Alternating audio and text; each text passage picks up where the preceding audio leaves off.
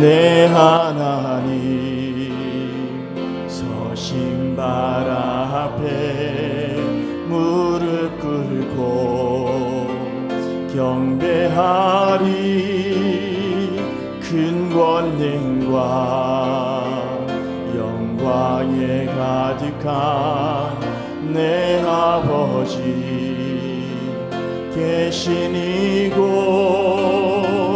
오 하나님, 그 빛난 얼굴 배우며 두 손 들고 나아가리. 찬송과 존귀와 영광과 능력을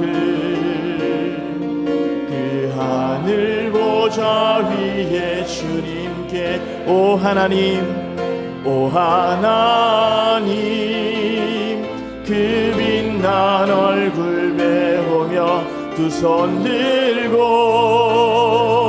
나아가리.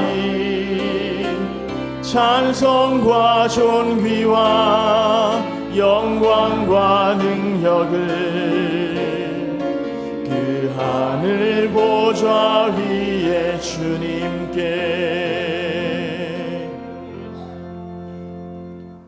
다 함께 자리에서 일어나셔서 주기도문 찬양하겠습니다.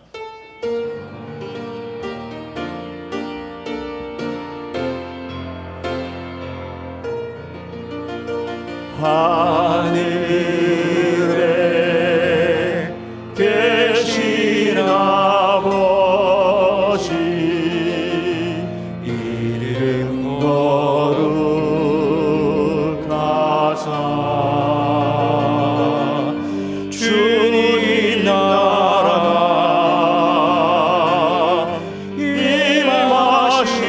임하시고 뜻이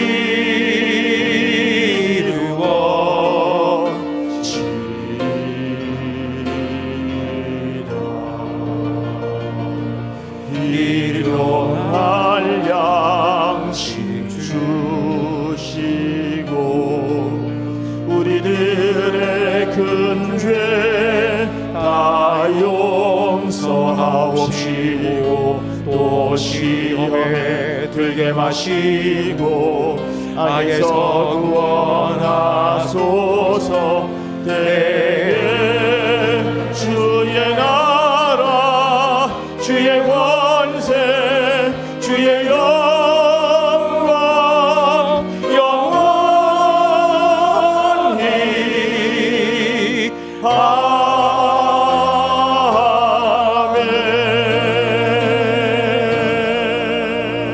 아멘. 찬양대 송영에 맞추어 묵상기도 드리겠습니다.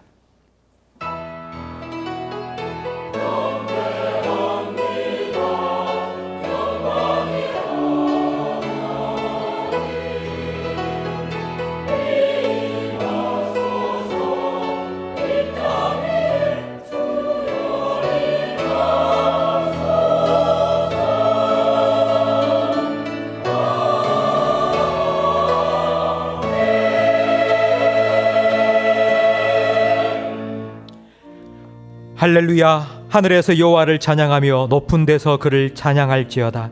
모든 천사여 찬양하며 모든 군대여 그를 찬양할지어다. 해와 달아 그를 찬양하며 밝은 별들아 다 그를 찬양할지어다. 하늘의 하늘도 그를 찬양하며 하늘 위에 있는 물들도 그를 찬양할지어다. 아멘. 하나님 아버지 감사합니다. 하나님을 찬양하는 할 수 있는 복된 예배자의 자리로 저희들을 불러주시니 감사합니다. 우리의 몸과 마음을 다하여 하나님을 찬양하며 경배할 때 우리 찬양 가운데 임하셔서 우리의 경배를 기쁘게 받아 주시옵소서. 며칠 내리던 비를 그치시고 밝은 햇빛을 비추어 주시듯이 하나님의 영광스러운 얼굴빛을 우리를 향하여 드시사 하나님만 주실 수 있는 참된 평안과 기쁨과 안식을 우리 모든 성도들에게 베풀어 주시옵소서. 우리가 드리는 예배를 통해 하나님 홀로 영광 받아 주시옵소서. 예수님 이름으로 기도합니다. 아멘. 전능하사 천지를 만드신 하나님 아버지를 내가 믿사오며 그 외아들 우리 주 예수 그리스도를 믿사오니 이는 성령으로 잉태하사 동정녀 마리아에게 나시고 본디오 빌라도에게 고난을 받으사 십자가에 못 박혀 죽으시고 장사한 지 사흘 만에 죽은 자 가운데서 다시 살아나시며 하늘에 오르사 전능하신 하나님 우편에 앉아 계시다가 저리로서 산자와 죽은 자를 심판하러 오시리라. 성령을 믿사오며 거룩한 공회와 성도가 서로 교통하는 것과 죄를 사하여 주시는 것과 몸이 다시 사는 것과 영원히 사는 것을 믿사옵나이다. 아멘. 자리에 앉으시기 바랍니다. 믿음 찬양대 찬양으로 하나님께 영광 돌리겠습니다.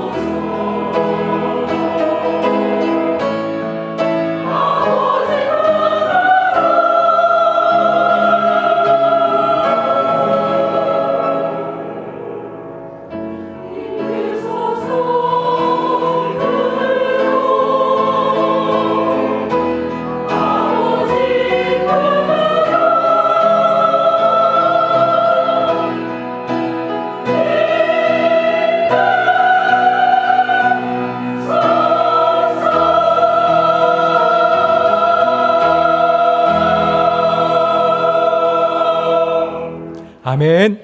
430장 함께 찬양 드리겠습니다.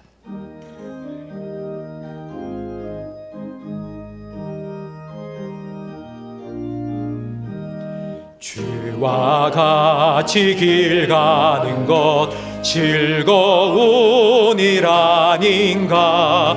우리 주님 걸어가신 발자취를 밟겠네.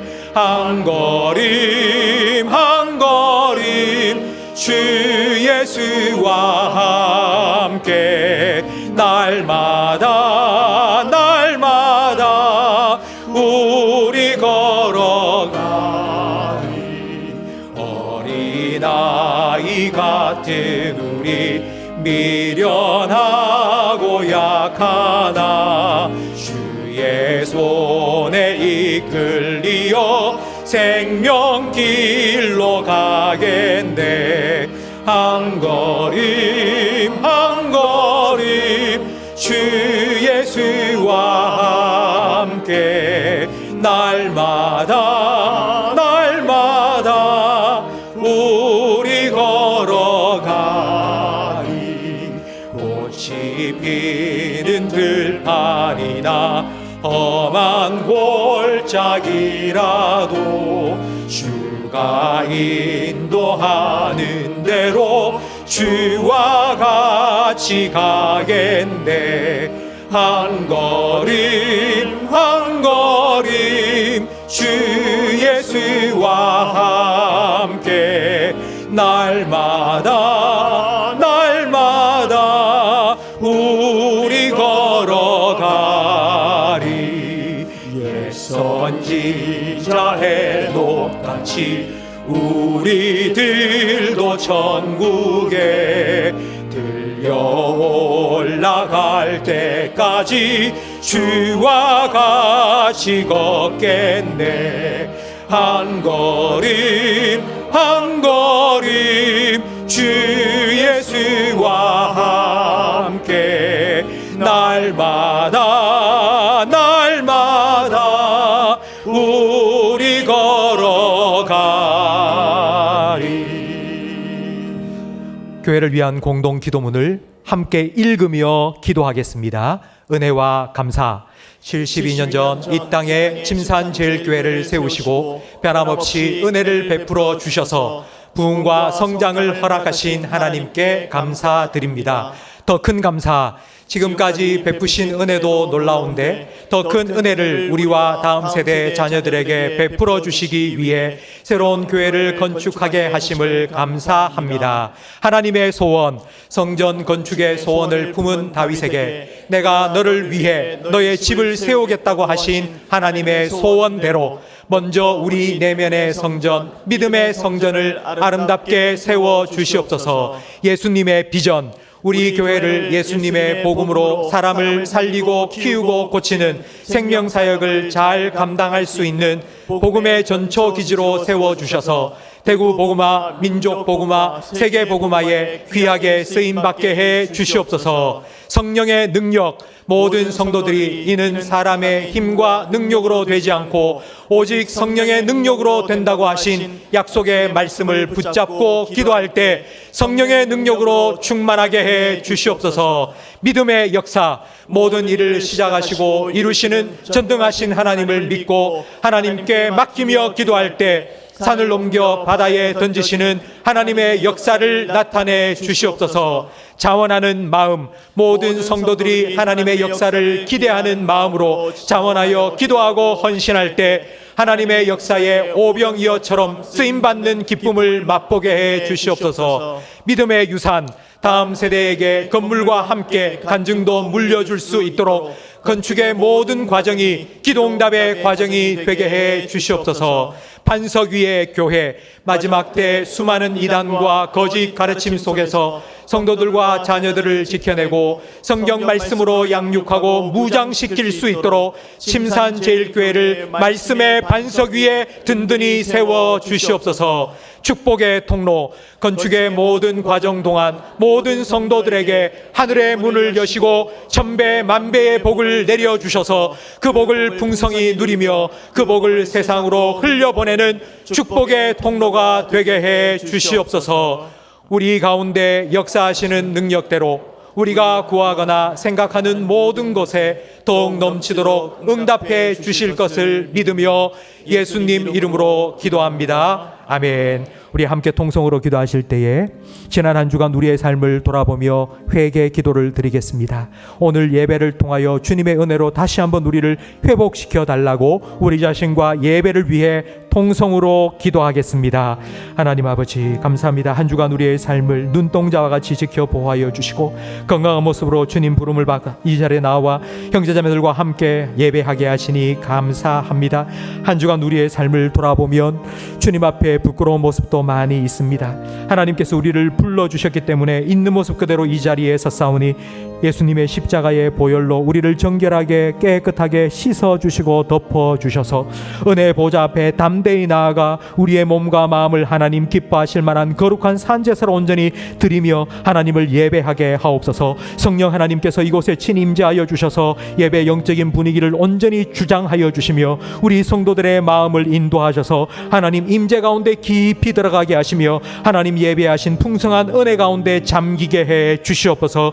하나님 이 예배를 통하여 세상을 향하였던 우리의 생각과 우리의 마음이 다시 한번 하나님의 말씀으로 충만하게 채워지게 하셔서 하나님의 말씀으로 통치받고 다스림받는 하나님의 백성으로 거듭나 하나님 모시고 또 한 주간을 살아갈 수 있는 하나님 우리 모든 성도들로 하나님께서 거듭나게 해 주시옵소서. 우리가 드리는 이 예배 하나님 기쁘게 받아주시고 영광 받아 주시옵소서. 예수님 이름으로 기도합니다.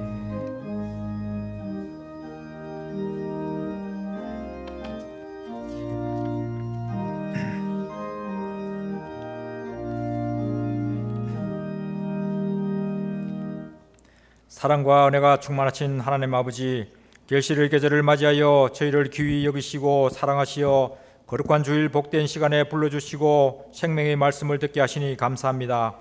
지난 한 주간도 무지와 교만으로 내 생각대로 내 중심으로 살아왔음을 고백하고 회개하오니 용서하여 주시옵소서. 주님의 진리를 분별하는 지혜로운 저희가 되게 은혜 베풀어 주시옵소서. 이 시간이 주님을 만나고 온 마음으로 경배와 찬양을 드리는 예배되게 하시옵소서.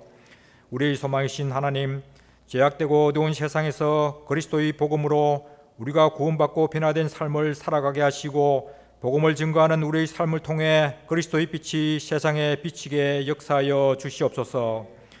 우리가 모두 이 세상에서 참된 소망과 기쁨을 지니고 살아가는 주님의 백성이 되도록 은혜 베풀어 주시옵소서. 우리 교회를 위해 기도합니다.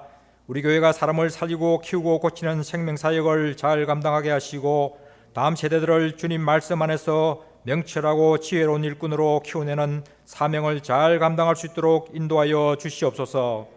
이를 위해 필요한 교회 시설을 건축하고 교회 사역 계획을 잘 준비할 수 있는 능력과 지혜도 허락하여 주시옵소서. 다음 달 태신자를 초청하는 새생명 축제를 준비하고 있사오니 기도하고 있는 태신자의 마음 문을 열게 하시고 그들의 발걸음을 인도하여 주시옵소서. 지구촌 곳곳에서 복음 사역으로 헌신하시는 선교사님들과 그 가정을 기억하시고 축복해 주시옵소서. 최요셉 선교사님의 건강이 빨리 회복되어 사역을 이어갈 수 있도록 특별한 은혜를 내려 주시옵소서. 우리 교회에 병환으로 경제적 어려움으로 취업으로 고통받고 어려워하는 지체들이 있사오니 주님의 능력으로 감당할 힘을 주시고 용기와 희망을 부어 주시옵소서. 기쁨과 감사로 주를 찬양하는 믿음 찬양대의 아름다운 찬양을 받아주시고 예배를 위해 헌신하는 성도들에게 은혜와 축복을 내려 주시옵소서.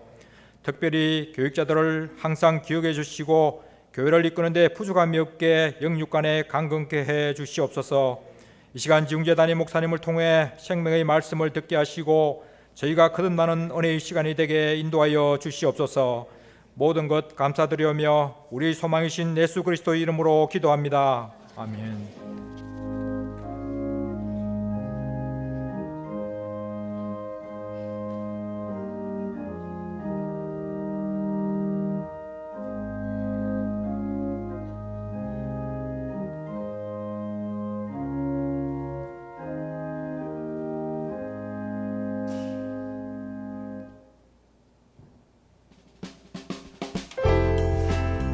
사람을 살리고 키우고 고치는 침산제일교회 2023년 9월 셋째 주 교회 소식을 전해드리겠습니다. 오늘 오후 예배는 오여 전도의 헌신 예배로 드립니다. 안심교회를 담임하시는 한동균 목사님 말씀 전해주십니다. 갈렙, 여호수아, 엘림, 일리 마리아, 일리남 이여 전도의 원래회가 2부 예배 후에 있습니다. 중보기도팀을 위한 기도학교가 19일 화요일 저녁 7시 30분 3층 두란노홀에서 개강합니다. 3, 4남, 4, 5, 6 여전도의 원래회가 다음 주일 2부 예배 후에 있습니다. 정기당회가 다음 주일 2부 예배 후 당회실에서 있습니다. 당근 나눔 전도를 위한 물품을 기증받습니다. 24일 주일까지 나눔할 물품을 사무실로 기증해 주시기 바랍니다. 지난 주일 212명의 태신자가 작정되었습니다. 계속해서 교구 교육자를 통해 태신자 작정에 참여하실 수 있습니다. 10월 29일 주일 2부 예배 중에 있을 성례식을 위한 대상자 교육이 오늘부터 시작됩니다. 새생명 축제를 위한 전도용품을 다음 주일까지 아레오바고홀에서 판매합니다. 태신자 전도용으로 적극적으로 활용하시기 바랍니다. 담임 목사님 오늘 오후 남은교회 헌신예배 인도차 출타하십니다. 도우시는 하나님을 의지하는 침산제일교회. 찬송가 213장 1절 찬양드리며 봉헌하겠습니다. 나의 생명 드리니 주여 받아주셔서 세상 살아갈 동안 찬송하게 하소서.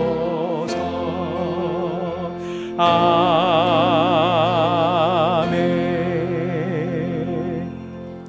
하나님 아버지 감사합니다. 지난 한 주간 동안 하나님이 내 삶의 주인 되심을 알고 또 그 하나님께 나와 예배할 수 있는 믿음을 우리에게 허락하여 주셔서 감사합니다. 오늘 예배를 통해 다시 한번 우리 모든 성도들의 마음의 보좌에 하나님께서 찾아와 좌정하셔서 하나님을 모시고 살아가는 하나님의 백성들이 될 수 있도록 크신 은혜 베풀어 주시옵소서. 한 주간 세상 살아오며 몸도 마음도 지친 성도들이 이 자리에 왔다면 독수리가 날개치며 올라간 같은 새롭게 하시는 주님의 은혜를 부어 주시옵소서. 이제 9월부터 개학을 한 우리 자녀들에게 하나님께서 주신 공부의 기회를 최선을 다하여 잘 감당할 수 있도록 건강도 지혜도 허락하여 주시며 2024년 대학 입시가 시작되었사오니 수험생들 마음에 평강 주시고 앞길을 하나님께 맡기며 기도할 수 있는 믿음도 더하여 주시옵소서. 우리 자녀들이 죄악 세상 속을 살아가며 세상의 물결에 휩쓸려 떠내려가지 아니하도록 그들의 인생의 집과 신앙의 집을 말씀의 반석 위에 든든히 세워가도록 크신 은혜 베풀어 주시옵소서. 하나님, 교회를 건축하고자 기도하며 준비하고 있사오니 이 모든 과정을 통하여 우리 교회 모든 성도들이 하나 되게 하시며 우리가 기도할 때에 하나님께서 응답하여 주셔서 내가 한 것이 아니라 하나님이 하셨다고 밖에는 고백할 수 없도록 하나님의 역사를 나타내 주시옵소서. 하나님의 말씀을 함께 듣기 원합니다. 말씀을 들을 수 있는 복된 귀를 열어 주시옵소서. 성령님께서 지혜와 계시의 용으로 이 시간 우리 가운데 역사하셔서 오늘 내게 주시는 하나님의 말씀 듣고 그 말씀 붙잡고 그 말씀에 붙들림 받아 살아가며 말씀의 통치를 받고 살아가는 하나님의 백성들로 거듭나게 해 주시옵소서. 예수님 이름으로 기도합니다. 아멘.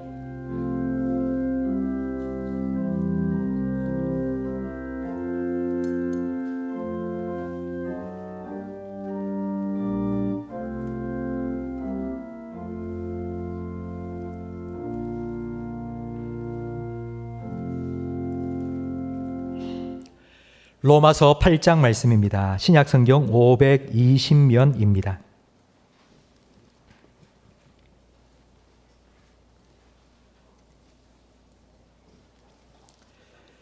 로마서 8장 29절, 30절 두 절 말씀이니 우리 다 한 목소리로 함께 읽겠습니다. 하나님이 미리 아신 자들을 또한 그 아들의 형상을 본받게 하기 위하여 미리 정하셨으니 이는 그로 많은 형제 중에서 맏아들이 되게 하려 하심이니라. 또 미리 정하신 그들을 또한 부르시고 부르신 그들을 또한 의롭다 하시고 의롭다 하신 그들을 또한 영화롭게 하셨느니라. 아멘. 좌우에 계신 분과 인사 나누겠습니다. 잘 오셨습니다. 은혜 많이 받으세요. 은혜 많이 받으세요. 지난 주간에 제가 설교를 한 편을 들었습니다. 그 설교는 1981년도에 하나님 부름을 받으신 영국의 로이드 존스 목사님의 마지막 설교입니다. 저는 그 설교를 들으면서 깜짝 놀랐습니다. 제 귀를 의심했습니다. 아니, 어떻게 저런 말씀을 하실까 생각이 되었는데요. 들어보세요. 기독교는 내가 무엇을 행하느냐 행하지 않느냐의 문제가 아닙니다. 기독교는 내가 다른 사람보다 얼마나 더 나으냐의 문제도 아닙니다. 기독교는 내가 이전보다 얼마나 더 많이 변화되었고 나아졌느냐의 문제도 아닙니다. 기독교는 그리스도를 본받는 종교가 아닙니다. 기독교가 그리스도를 본받는 종교가 아니다 라는 이 말에 깜짝 놀랐습니다. 로이드 존스 목사님은 평생 설교의 주제가 성화였습니다. 예수님을 믿는 그 순간에 우리가 태어나는 거고, 태어났다면 자라가야 하는데 10년, 20년, 30년 지나면서 우리가 예수님을 더 알아가고 닮아가는 것, 그것이 성화라고, 이런 성화의 삶을 살아가야지 우리가 예수를 바로 믿는 거라고 설교하셨던 분이, 근데 마지막 설교에서는 그리스도를 본받는 것이 기독교가 아니라고 말씀을 하신 겁니다. 왜 이런 말씀을 하셨을까? 제가 그분의 설교를 계속하여 들어보니 조금 이해가 되었습니다. 계속 읽어드리겠습니다. 기독교는 그리스도를 본받는 종교가 아닙니다. 여러분이 그리스도를 본받으려고 노력해 보십시오. 그 순간부터 여러분은 수고하고 무거운 짐진 자가 될 것입니다.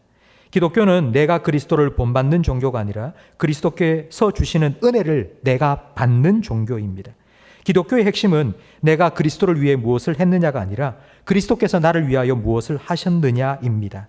내가 무엇을 해야 되느냐는 잊어버리고 그리스도께서 무엇을 하셨는지를 기억하십시오. 그러면 그분의 흠없고 완전한 의가 보일 것입니다. 여러분이 그분을 믿으면 그분의 의가 여러분에게 주어지고 여러분은 그분의 의를 덧입게 될 것입니다. 이제 왜 로이드 존스 목사님이 마지막 설교를 하면서 기독교는 그리스도를 본받는 종교가 아니라고 하셨는지를 조금 이해하실 수 있으시겠죠? 로이드 존스 목사님은 목회를 해가면서 후배 목사들이 목회를 해나가면서 계속하여 성도들에게 이렇게 하십시오, 저렇게 하십시오, 이렇게 살아야 됩니다, 저렇게 살아야 됩니다 라고 무거운 짐을 지우는 것을 너무나도 힘들어 하셨어요. 이게 신앙이 아닌데, 이게 믿음이 아닌데, 그래서 바른 믿음이 무엇인지를 교회에 선포하기 위해서 마지막으로 이와 같은 설교를 하신 것입니다. 사람들이 그리스도를 본받는다고 할 때 이 본받는다는 이 말을 많이 오해합니다. 내가 예수님을 본받기 위해서 애써야 된다, 힘써야 된다, 이게 신앙생활을 하는 거라고 착각합니다. 예수님을 본받는 건 앵무새가 되는 것이 아닙니다. 예수님을 무조건 따라하고 그리고 본받고 흉내내고 모방하는 것, 그런 것이 아닙니다. 사실 우리의 인생에 처음 시작하는 모든 일들은 다 따라하기로 시작합니다. 여러분이 우리 한글을 배울 때 국민학교 초등학교 1학년에 입학하면 국어 공책을 삽니다. 근데 국어 공책에 보면 이렇게 점선으로 기억이 탁탁탁 찍혀 있습니다. 그러면 그 기억을 따라 씁니다. 그러면서 기역, 니은, 디귿, 리을을 배웁니다.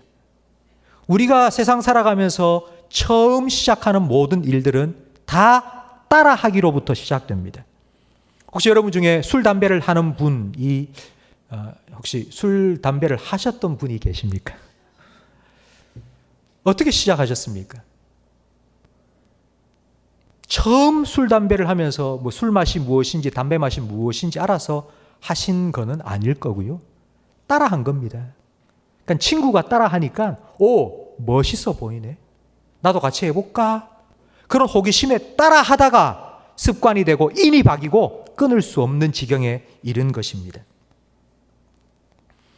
서점에 가보면 서점에도 이런 종류의 책이 많습니다. 무작정 따라하기, 이런 책 혹시 보셨습니까?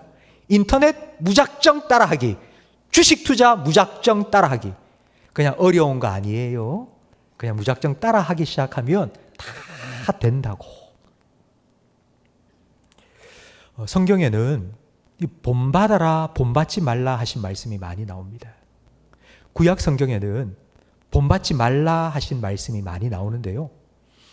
하나님께서 이스라엘 백성을 인도하여 가나안 땅에 딱 들이기 전에 하나님께서 계속해서 이 얘기를 하셨어요. 야, 너 들어가거든. 가나안 땅에 들어가거든. 그 가나안 땅에 살고 있는 가나안 백성들의 행실을 본받지 마. 네가 처음 보는 그들의 행실, 처음 보는 우상, 처음 보는 음행 본받지 마. 하나님께서 왜 이스라엘 백성에게 가나안 족속들을 진멸해라 명령하시는지 우리가 조금 이해할 수 있습니다. 본받지 말라고. 신약 성경에 가면 본받지 말라는 말이 더 자주 나옵니다. 특별히 이 사도 바울이 본받지 마라, 본받아라 이런 말을 참 많이 사용했습니다. 사도 바울이 본받으라는 말을 사용한 대표적인 구절이 고린도전서 4장 15절 말씀인데요. 함께 읽어보겠습니다. 그리스도 안에서 일만 스승이 있으되 아버지는 많지 아니하니 그리스도 예수 안에서 내가 복음으로써 너희를 낳았습니다. 그러므로 내가 너희에게 권하노니 너희는 나를 본받는 자가 되라. 바울은 성도들에게 너희는 나를 본받는 자가 되라고 말씀합니다. 근데 무작정 나를 따라해라 이런 의미가 아니고요. 왜 바울이 나를 본받아라 이런 말을 했는지 15절 말씀에 보면 그 배경 설명이 나와 있습니다. 왜냐하면 내가 잘 가르치기 때문에, 내가 너보다 똑똑하기 때문에, 내가 많이 배웠기 때문에, 그러니 나를 무조건 따라해라, 나를 본받아라가 아니고, 그리스도 안에서 일만 스승은 있지만 아버지는 많지 않은데 그리스도 예수 안에서 바울이 어떻게 했다고요? 복음으로써 성도들을 낳았다고요. 그러면 바울과 성도들의 관계는 무엇입니까? 아버지와 아들의 관계이죠. 지금 바울은 무조건 나를 본받아라, 나를 따라해라 라고 하는 게 아니고 너와 나의 관계가 마치 아버지와 아들의 관계와 같으니 교회에서 너하고 나하고 함께 생활하면서 내가 어떻게 생활했는지를 봤잖아. 그런 나를 너도 닮아가라고 바울은 이렇게 권면한 것입니다. 성도 여러분, 이 믿음이라는 것은 관계입니다. 믿음은 관계를 통해 형성됩니다. 성경에 보면 하나님께서는 우리에게 믿음을 요구하시면서 늘 하나님과 우리의 관계에 대해서 말씀해 주셨습니다. 하나님은 목자시고 우리는 그의 양이죠. 하나님은 왕이시고 우리는 그분의 백성이죠. 하나님은 아버지시고 우리는 그분의 자녀이죠. 예수님은요. 예수님은 우리의 신랑이고 우리는 그분의 신부입니다. 그래서 성경은 늘 하나님과 예수님과 우리의 관계를 이 관계로 계속하여서 표현을 합니다. 이 관계가 좋은 것이 믿음이 좋은 것입니다. 요즘 결혼식이 많이 있습니다. 결혼이 무엇입니까? 지금까지 다른 음식을 먹었던 두 사람이 같은 음식을 함께 먹는 게 결혼이고요. 지금까지 다른 장소에서 잠을 잤던 두 사람이 한 장소에서 한 입을 듣고 함께 자는 것이 결혼입니다. 함께 사는 것이 결혼입니다.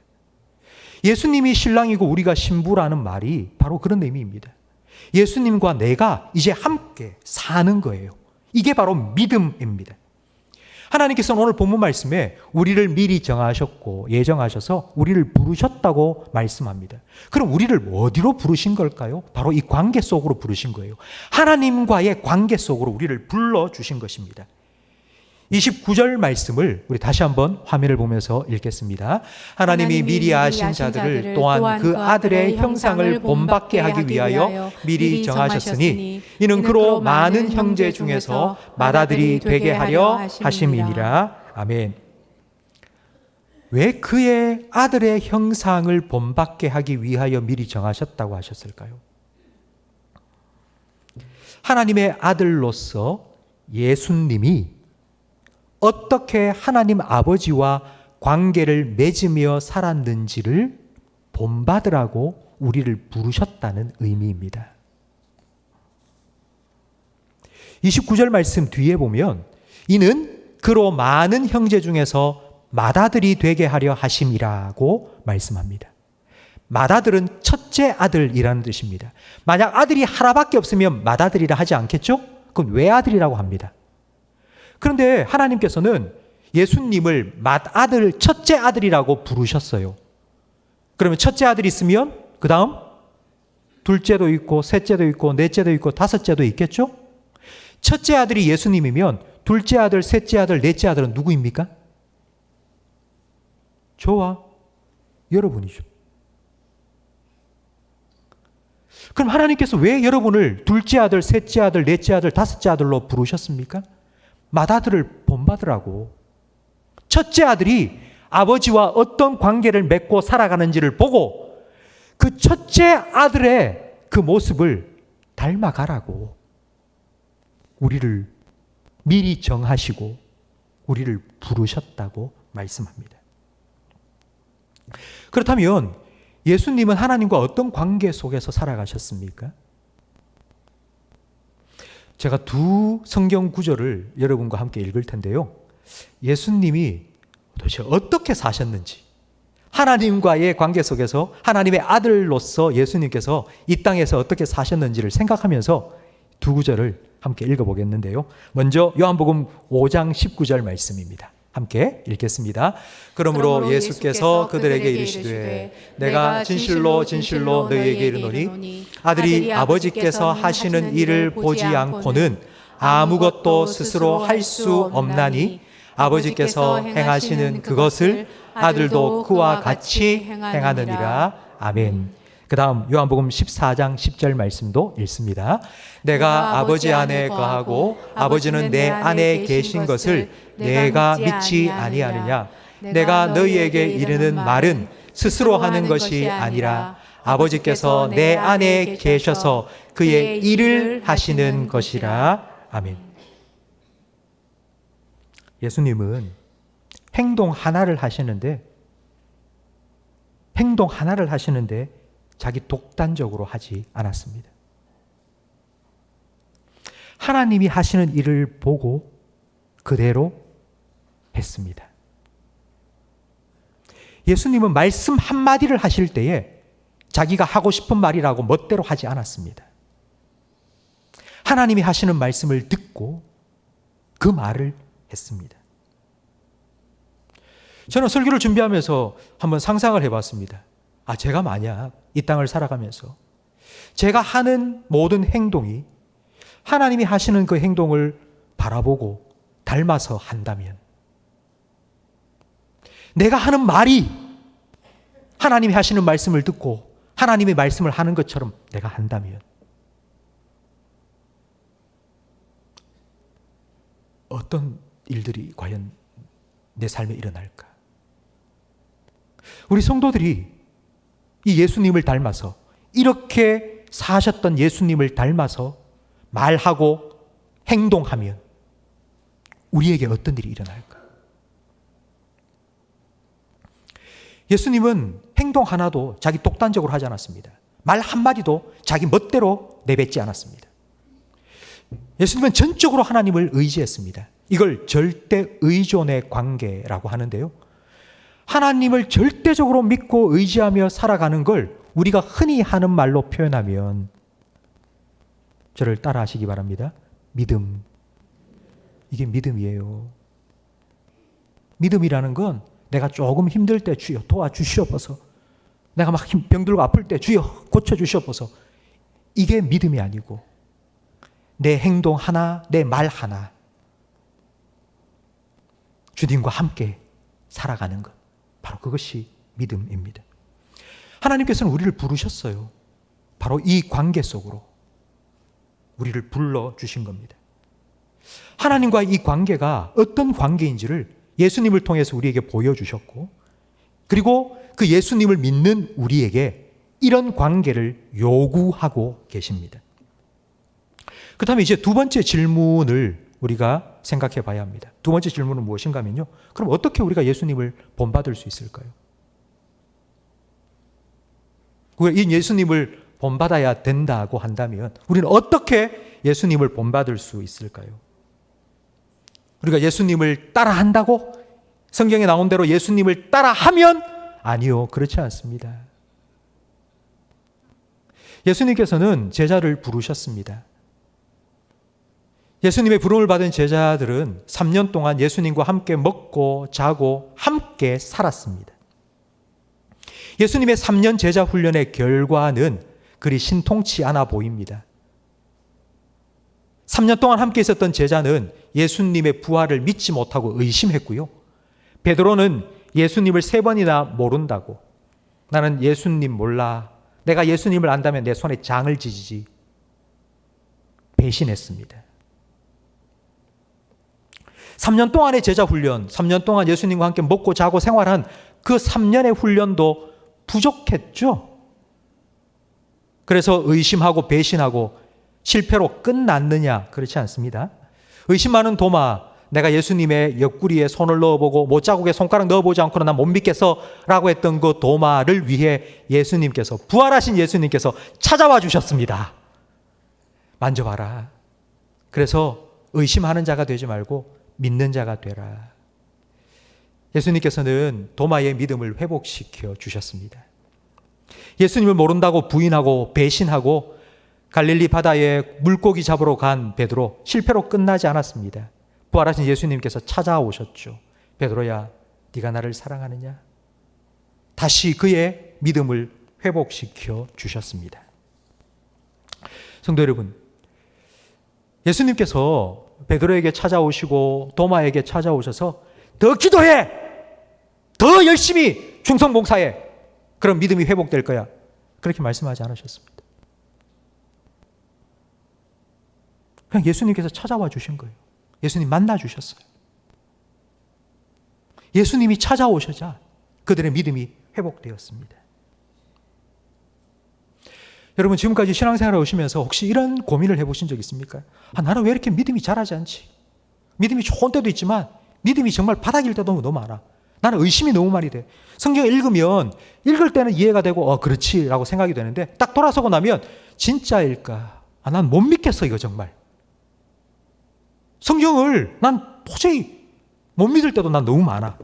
아니면 내가 막 뜨겁게 기도하고 막 그럴 때도 내가 정말 영적으로 충만할 때도 있었지만 전혀 반대일 때, 영적인 침체에 빠져서 정말 늪속에 빠진 것처럼 허덕허덕거리고 있을 때도 난 내 삶이 너무 많아.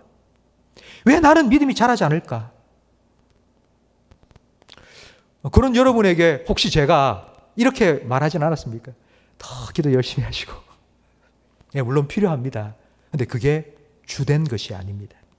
제일 먼저 점검해야 될 것은 무엇이냐면 내가 얼마나 기도해야 되고 내가 얼마나 열심을 내야 되느냐, 내가 얼마나 예수를 본받기 위해서 예수님을 따라 해야 되느냐가 아니고요. 진짜 예수님이 나와 함께 하시고 있냐, 그걸 점검해야죠.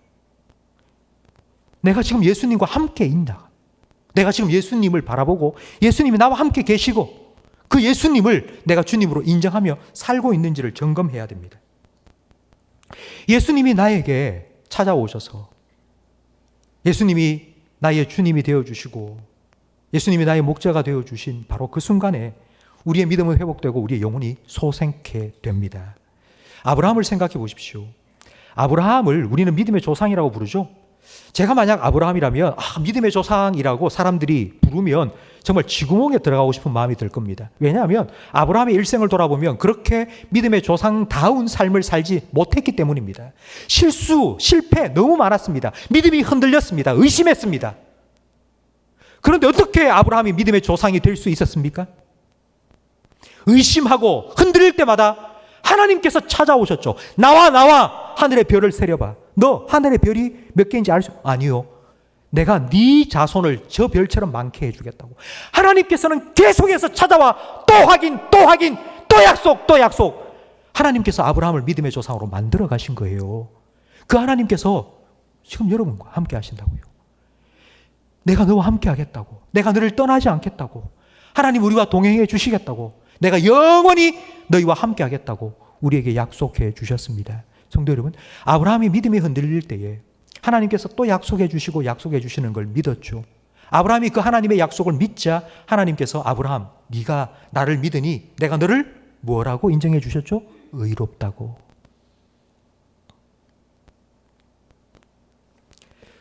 오늘 본문 30절 말씀에 보면 하나님께서 우리를 부르셨고 부르신 우리를 의롭다 하셨다고 기록되어 있습니다. 의롭다 하셨다는 이 말을 우리는 칭의라고 표현합니다. 원래는 의롭지 않은데, 죄인인데, 불의한데 하나님께서 우리를 의롭다고 인정해 주신 거예요. 그럼 왜 그럴까요? 왜 하나님께서 죄인인 우리를 의롭다고 인정해 주셨을까요?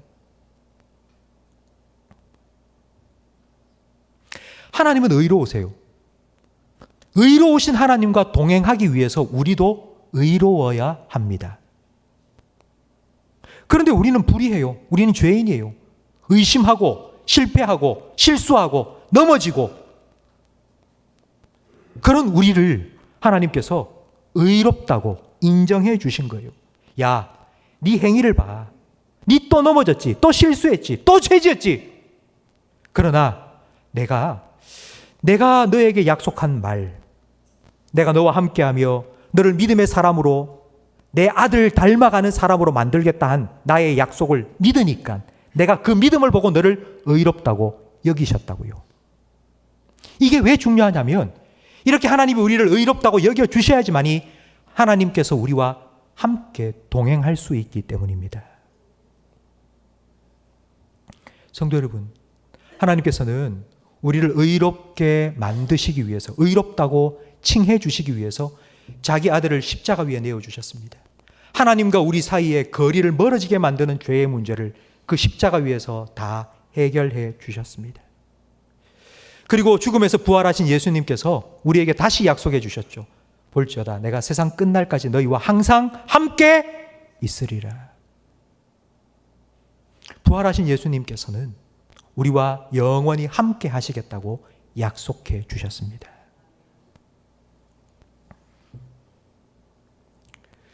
예수님께서는 우리와 동행해 주시기 위해서 우리를 의롭다고 여겨주시고 우리와 동행해 주시기 위해서 십자가 지셨고 그 죽음에서 부활하신 겁니다. 그 예수님께서 여러분과 영원히 함께 하신다고 약속하셨습니다.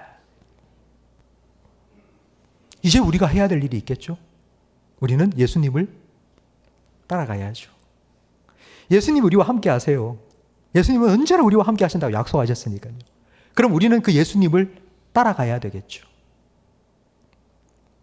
우리가 예수님을 따라가지 않으면, 우리가 나와 함께 하시는 예수님을 따라가지 않으면 예수님이 우리를 따라다니십니다.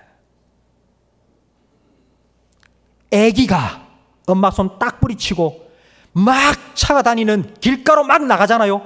그럼 엄마가 어떻게 하겠습니까? 안 돼, 안 돼 하면서 아기를 막 따라가겠죠?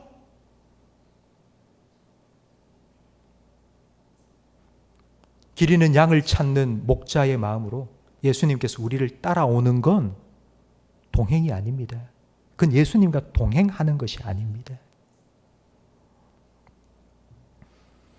우리가 예수님을 따라가는 것이 동행입니다. 예수님과 함께 사는 것입니다. 이것이 믿음입니다. 그럼 우리가 예수님을 따라가기 위해서 해야 할 일이 무엇일까요? 우리가 어떻게 예수님을 따라갈 수 있을까요? 딱 한 가지만 하면 됩니다. 우리가 예수님을 따라가기 위해서 해야 될 딱 한 가지는요, 내가 가야 할 길, 내가 가고 싶은 길을 포기하는 것입니다. 나는 지금 이렇게 가고 싶어요. 나는 이 길로 가야 되겠어요. 근데 예수님이 저 길로 가고 있는 거예요. 그러면 내 길을 포기하는 거예요. 포기라고 하니 조금 어감이 그렇죠? 포기하는 게 아니라 예수님의 길을 따라간다는 건 예수님을 선택하는 거예요. 내가 가고 싶은 길을 포기하고 예수님이 나를 위해 준비해 놓으신 더 좋은 길을 선택하는 거예요. 그것이 바로 예수님을 따라가는 것입니다. 예수님께서는 바로 이와 같이 하나님을 따라가는 본보기를 우리에게 보여주셨습니다. 십자가에 못 박혀 죽기 전날 밤 겟세마네 동산에서 기도하셨습니다. 예수님께서는 이렇게 기도하셨죠. 나의 원대로 되지 말고 아버지의 원대로 되기를 원합니다. 그리고 예수님은 자기의 영혼을, 자기의 생명을 하나님께 온전히 맡기셨습니다. 예수님은 사망의 음침한 골짜기를 통과하시고 난 후 3일 후에 영광스러운 부활의 아침을 맞이하셨습니다. 내 길을 포기하고 주님을 따라가는 그 길을 선택한다. 그 길이 어떠한 길인지를 예수님께서는 보여주셨습니다. 그 길이 내 눈에는 사망의 음침한 길을 가는 것 같을지라도 하나님께서 그 앞에, 그 길 뒤에, 그 길 끝에 영광스러운 부활의 아침을 우리를 위해 준비해 두실 것입니다. 우리 이걸 믿고 주님의 길을 선택하여 나아가는 것, 바로 이것이 예수님을 따라가는 것입니다. 우리가 예수님을 따라가게 되면 우리는 뭐가 그래 좋은 걸까요? 예수님을 따라가는 동안 우리가 어떤 은혜와 복을 누리며 살 수 있을까요? 여러분, 하루 종일 여러분 손에서 놓지 않는 게 바로 이 휴대전화일 겁니다. 늘 붙잡고 사시죠. 근데 이 휴대전화를 손에 딱 드는 이 일, 휴대전화를 딱 드는 이 일이 여러분 힘듭니까? 힘들지 않습니까? 별로 힘들지 않죠. 이렇게 딱 드는 거 뭐가 힘듭니까 이게? 근데 여러분 이렇게 딱 들고 10분을 있을 수 있겠습니까? 이렇게? 이런 자세로 휴대전화를 딱 들고 1시간 있을 수 있겠습니까? 저는 한 10분도 못 있을 것 같습니다. 팔이 아마 떨어져 나갈 것 같습니다. 우리가 살아가면서 큰 걱정과 어려움, 그게 우리의 삶에 없다 할지라도요, 우리는 늘 잔잔한 우리 인생의 많은 걱정, 문제, 근심거리를 이렇게 자꾸 들고 살아가고 있는 거예요. 엄청나게 큰 문제, 엄청나게 큰 역경, 그게 우리에게 없다 할지라도 아마 이 자리에 계신 분 중에는 난 큰 문제도 없는 것 같은데 아마 그렇게 생각하시는 분 많으실 겁니다. 그런데 우리는 늘 이런 문제들을 손에 놓지 않고 들고 살고 있는 거예요. 팔이 끊어질 것 같이 아픈데도 이 문제를 어떻게 하면 내가 해결할 수 있을까? 이걸 어떻게 내가 해결할까? 여러분, 예수님과 함께 한다? 예수님과 동행한다? 그러면 아무 걱정 근심 없이 다 사라져 버린다. 절대 그런 뜻은 아닙니다. 근데 예수님과 함께 살아가면, 예수님 따라가면, 예수님과 동행하면 어떤 은혜가 우리에 있는 거 아니? 그 걱정과 근심과 염려에 사로잡히지 않습니다. 이걸 붙잡고 하루 종일 이렇게 들고 팔이 끊어져라 아픈데도 이러면서 그렇게 살지 않는다고요. 예수님께서는 수고하고 무거운 짐진 자들아 다 내게로 오라. 내가 너희를 쉬게 하리라. 우리를 불러주셨습니다. 여러분, 그 예수님을 여러분의 삶의 순간순간 좀 바라보시고 그 예수님을 기억하시고 그 예수님께 맡기시고 그 예수님께 기도하시고 그 예수님의 약속을 다시 기억하시고, 그게 바로 예수님과 함께 예수님을 따라가는 것입니다. 제자들이 갈릴리 호수 한복판에서 거센 풍랑에 고생하고 있을 때 예수님께서 무리를 걸어오셨죠. 그리고 그 배에 딱 오르실 때에 풍랑이 잠잠해졌습니다. 예수님께서 십자가에 박혀 죽으신 후에 제자들은 두려움에 문을 꼭 닫고 모여 있었습니다. 그 자리에 부활하신 예수님께서 찾아오셨습니다. 그리고 제자들에게 한마디 하셨죠? 뭐가 있을지어다? 평강이 있을지어다.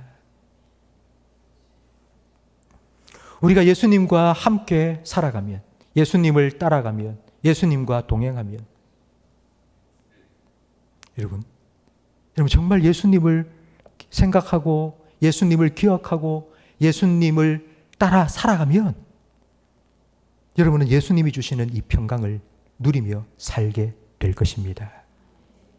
세상이 줄 수 없는, 세상이 빼앗을 수 없는, 여러분 옆에 풍랑이 여러분의 삶을, 여러분의 가정을 뒤집어 놓을 정도로 풍랑이 몰아친다 할지라도 예수님께서 여러분의 삶에, 여러분의 배에 오르시는 그 순간 여러분의 마음에는 세상이 줄 수 없는, 빼앗을 수 없는 하늘의 평안이 임하게 될 것입니다. 이것이 우리가 예수님을 모시고 살아갈 때 누리는 은혜요 복입니다. 예수님께서 제자들을 부르실 때 뭐라고 부르셨습니까? 너희는 나를 따라 하라고 부르신 게 아닙니다. 나를 따라 해라 그렇게 부르신 게 아니라 나를 따라 오라고 부르셨습니다. 나를 따라 오라고. 예수님을 따라가야지. 예수님과 함께 가야지. 우리는 예수님을 본받을 수 있습니다. 예수님을 닮을 수 있습니다. 믿음 생활은 예수님을 따라하는 것이 아니라 예수님을 따라가는 것입니다. 믿음은 예수님을 모방하는 것이 아니라 예수님과 동행하는 것입니다. 성도 여러분, 절대로 예수님을 떠나지 마시기 바랍니다. 여러분, 잠깐 잊어버렸다 하더라도 다시 예수님을 바라보시고 다시 예수님을 붙잡으세요. 걱정, 근심 손에 붙잡고 막 이러지 마시고요. 내려놓고 예수님 붙잡으세요. 성도 여러분, 예수님을 따라가시기 바랍니다. 여러분, 언제까지 예수님 따라가시겠습니까? 언제까지? 죽을 때까지. 여러분, 인생 끝까지 예수님 따라가세요. 날마다 예수님 따라가세요. 여러분, 일평생이 예수님을 닮아가는 거룩한 변화의 과정이 될 것입니다. 그 과정 속에 문득문득 내 자신을 보면 내가 아직 이거밖에 안 되나? 이렇게 실망스러울 때도 있을 겁니다. 그러나 여러분, 아직 가야 할 길이 많습니다.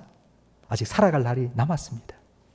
계속하여 우리는 예수님 따라가면서 예수님을 닮아가도록 그렇게 변화시켜 주실 거예요.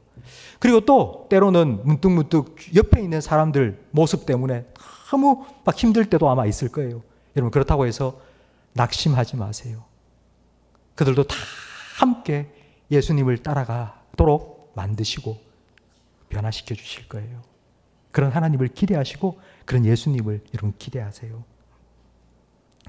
우리가 주님 앞에 설 그날, 여러분이 고백했던 것처럼 내가 죽을 때까지 예수님을 따라가겠습니다 라고 했는데요, 딱 그 순간에 우리가 어떻게 될 것인지 요한 1서 3장 2절 말씀에 나와 있습니다. 우리가 딱 그 순간 죽을 때까지 예수님을 따라가면 그 결과가 어떻게 될까요? 우리 함께 읽어보겠습니다. 사랑하는 자들아, 우리가 지금은 하나님의 자녀라. 장래에 어떻게 될지는 아직 나타나지 아니하였으나 그가 나타나시면 우리가 그와 같을 줄을 아는 것은 그의 참모습 그대로 볼 것이기 때문이니. 아멘.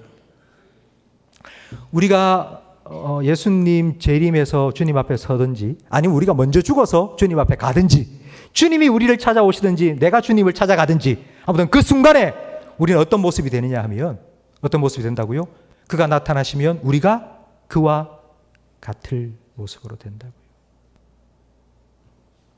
우리가 이 땅을 살아가는 이 땅의 인생은요, 우리 일평생은요, 바로 이 과정이라고요. 예수님께서 늘 나와 함께 해주시고 우리를 예수님을 따라가도록 만드셔서 우리를 예수님을 본받도록 예수님을 닮은 사람으로 변화시켜 가신다고요. 그렇게 예수님은 우리의 맏형님이 되셔서 첫째 아들이 되셔서 둘째 아들, 셋째 아들, 넷째 아들, 다섯째 딸, 여섯째 딸, 우리 모든 성도들 이렇게 변화시켜 주실 거라고요. 그래서 우리가 하나님 앞에 딱 서게 되는 그 순간에 우리 모두가 다 우리 첫째 아들이신 예수님처럼 변화된 모습으로 하나님 아버지 앞에 서게 될 거라고요. 이걸 오늘 본문 30절은 이렇게 설명을 하고 있습니다. 함께 읽어보겠습니다.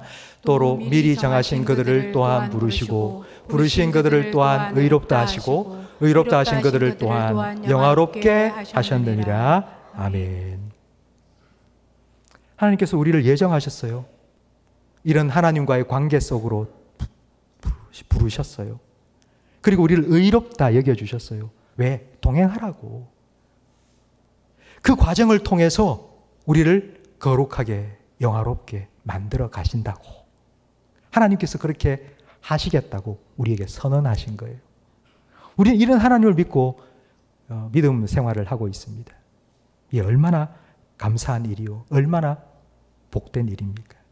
성도 여러분, 이 약속대로 여러분과 함께 하시며 여러분을 자기 모습으로 닮아가도록 계속하여서 우리를 거룩하게 변화시키실 예수님을 바라보시기를 주님의 이름으로 축원합니다. 예수님과 함께 하세요. 여러분, 예수님과 늘 함께 하세요. 이것이 여러분의 인생의 목적이 되기를 주님의 이름으로 축원합니다. 여러분, 예수님 따라가세요. 내가 끝까지 죽을 때까지 내가 예수님 따라가겠습니다. 이것이 여러분의 평생의 소원이 되고 기도의 제목이 되기를 예수님 이름으로 축복합니다. 여러분의 그 마음, 내가 예수님을 끝까지 따라가겠습니다. 여러분, 이 마음을 담아서 우리 함께 찬양했으면 좋겠는데요. 예수 사랑합니다. 오직 예수님 한 분만 간절히 원합니다. 함께 찬양하겠습니다.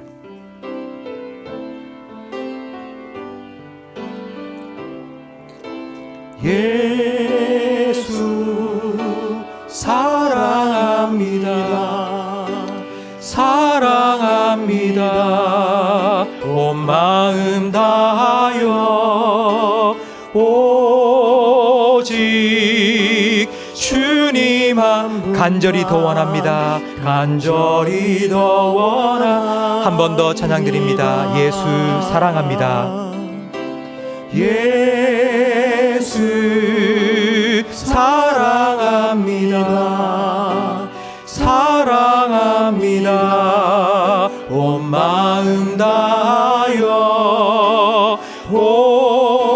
오직 주님 한 분만 간절히 더 원합니다. 넘쳐나네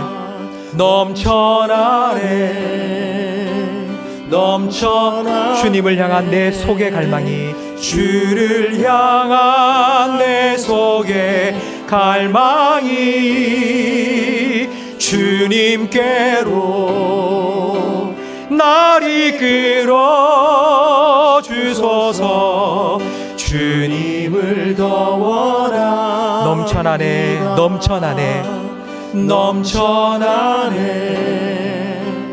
넘쳐나네 주를 향한 내 속의 갈망이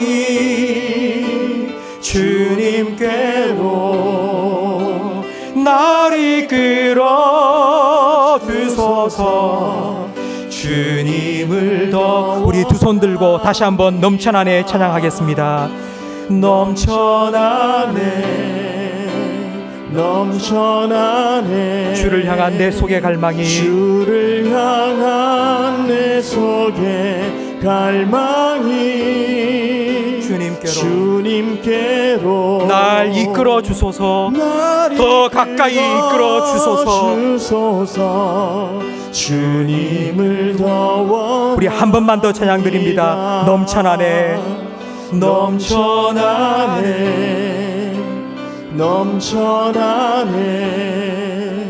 주를 향한 내 속의 갈망이 주님께로 더 가까이 날 이끌어 주소서. 주님을 더 원합니다.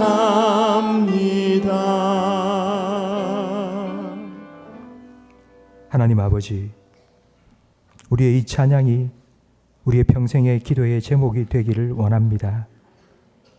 주님 한 분만을 간절히 원합니다.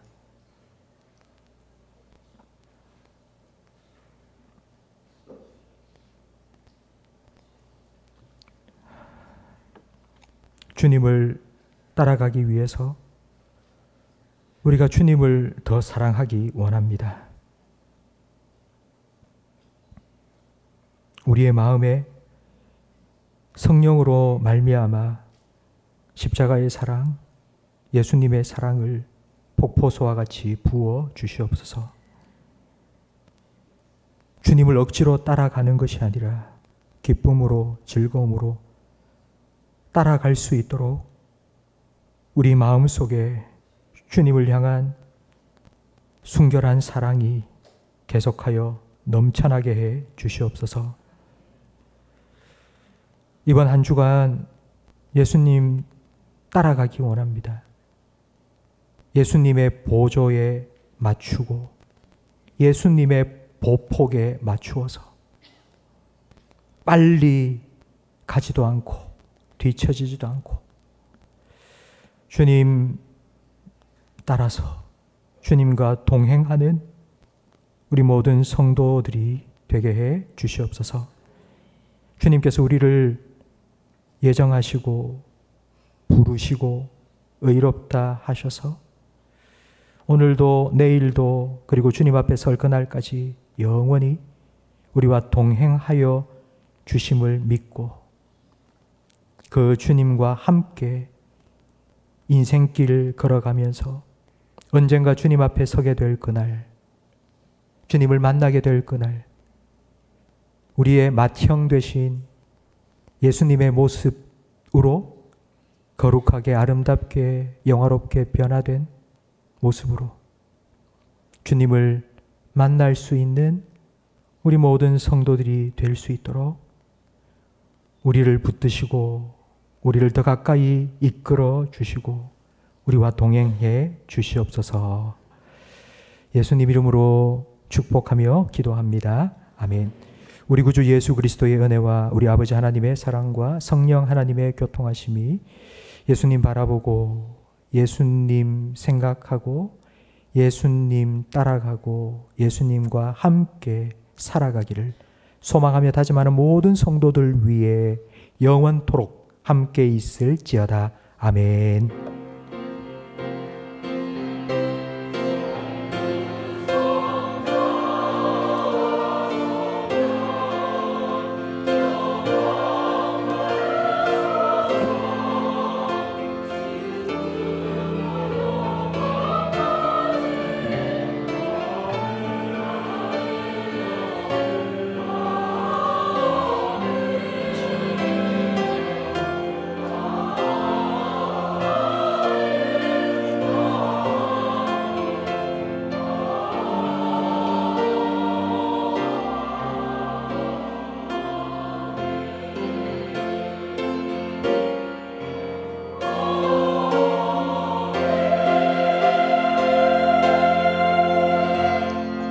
오늘 교회를 찾아주신 모든 분들 주님의 이름으로 환영하며 축복합니다. 교우 소식 전해드리겠습니다. 우리 김홍기 집사님께서 우리 딸 결혼 축하에 감사하여 점심 식사를 위해 쌀을 제공하셨습니다. 맛있게 드시고 또 축하해 주시고 축복해 주시기 바랍니다. 우리 다 함께 자리에서 일어나셔서 두 손 높이 들고 주 약속 안에서 내 영혼 평안에 힘차게 찬양하고 예배를 마치겠습니다.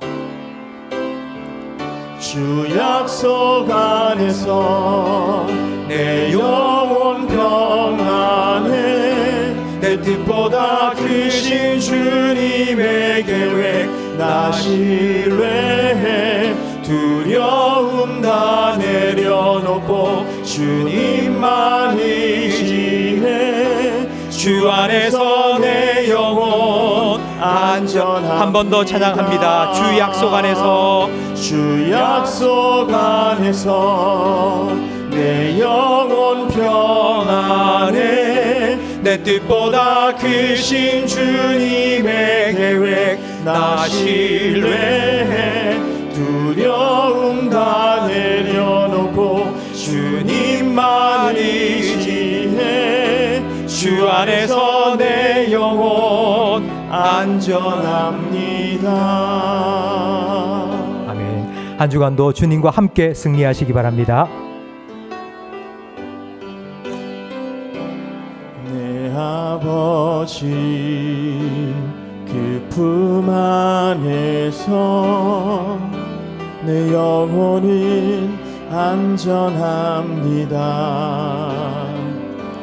주 손길로 내 삶을 하시니 그 평강이 나를 덮습니다. 나 비록 넘어지면 흔들리지만 주 내 안에 거하며 나를 붙드시니 내 생각을 주께로 돌리고 주시는 평강의 옷을 입습니다. 주 약속 안에서 내 영혼 평안해 내 뜻보다 크신 주님의 계획 나 신뢰해 두려움 다 내려놓고 주님만 의지해 주 안에서 내 영혼 안전합니다.